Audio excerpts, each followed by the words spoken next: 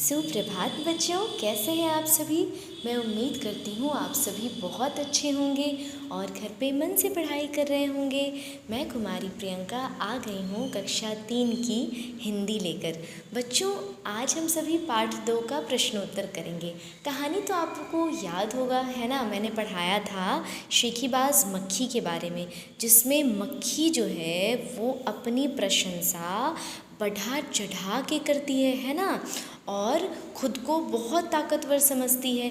अंत में क्या होता है, उसके इसी घमंड के कारण वह स्वयं मकड़ी के जाले में फंस जाती है और अपनी जान गंवा बैठती है।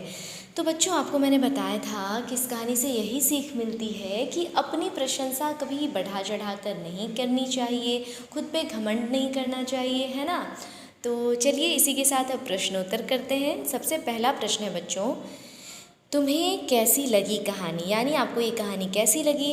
तो इसका उत्तर आप स्वयं लिखेंगे, ठीक है। तुम्हें कहानी में कौन सबसे अच्छा लगा और क्यों। आपको इस कहानी में बच्चों सबसे अच्छा कौन लगा। मुझे तो इस कहानी में लोमड़ी सबसे अच्छी लगी, क्योंकि लोमड़ी ने बड़ी होशियारी से काम लिया। उसने मक्खी को मकड़ी के जाले में फंसा दिया, है ना, और उसके घमंड को चूर चूर कर दिया। आप भी ज़रूर बताइएगा कि आपको इस कहानी में सबसे अच्छा कौन लगा और क्यों। अगला प्रश्न है कि मक्खी मकड़ी के जाले में फंस गई थी, फिर क्या हुआ होगा।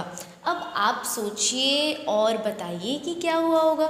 बच्चों, मक्खी मकड़ी के जाले में फंस गई होगी तो उसने निकलने का तो प्रयास किया होगा, लेकिन वह कामयाब नहीं हो सकी होगी, है ना। अंत में वह थक कर वहीं पे रह गई होगी और कुछ देर बाद वह मर गई होगी, है ना। चलिए अब आगे बढ़ते हैं, देखते हैं अगला प्रश्न क्या है। अगर कहानी का नाम मक्खी को ध्यान में ना रखकर लोमड़ी और शेर को ध्यान में रखकर लिखा जाता तो उसके क्या क्या नाम हो सकते थे। तो बच्चों, इस प्रश्न का उत्तर भी आप स्वयं देने का प्रयास करें कि अगर इस कहानी का जो शीर्षक है, जो नाम है, वो मक्खी के नाम पे ना होता, शेर या फिर लोमड़ी के नाम पे रखा गया होता, तो इस कहानी का क्या नाम होता। सोचिए, बहुत नाम हो सकता था, है ना। जैसे चतुर लोमड़ी, आलसी शेर, है ना। लोमड़ी ने सिखाया मक्खी को सबक, ठीक है। मक्खी और शेर, इस प्रकार से हम दे सकते थे कहानी का नाम। चलिए अब आगे बढ़ते हैं, देखते हैं अगला प्रश्न क्या है। अगला प्रश्न है कि तुम इस कहानी का एक नया शीर्षक सोचो। बच्चों, अब आपको इस कहानी का एक नया नाम सोचना है, ठीक है। लेकिन कहानी का ऐसा नाम सोचना है कि वह किसी पात्र पर नहीं होना चाहिए, यानी किसी कैरेक्टर पे नहीं होना चाहिए। जैसे कि इस कहानी में कौन कौन से पात्र थे।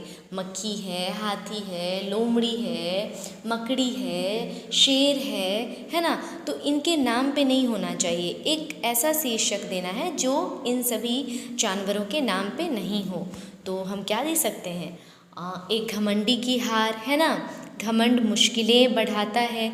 या फिर हम दे सकते हैं कि घमंड करने वाले की हार होती है ना। इस प्रकार हम कई शीर्षक दे सकते हैं। तो बच्चों, आज के लिए इतना ही। तब तक के लिए पढ़ते रहिए, बढ़ते रहिए। Thank you so much.